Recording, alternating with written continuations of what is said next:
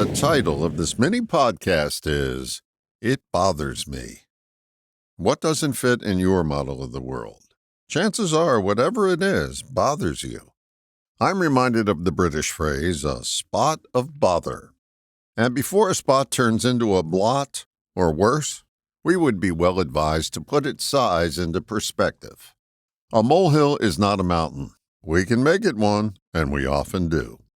When we sweat the small stuff and are all wet with fret, we drown our view with tiny drops of dew. Don't let it bother you. That's a directive without direction. Here's a suggestion.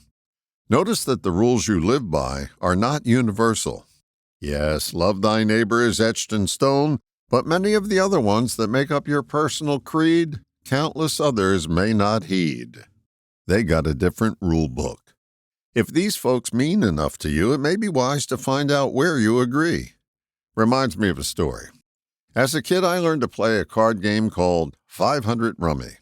Funny thing is, when I went to play it at someone else's house, their rules were different. The objective of the game was still to be the first to score 500 points to win, but how you got there was subject to the nuances of their house rules.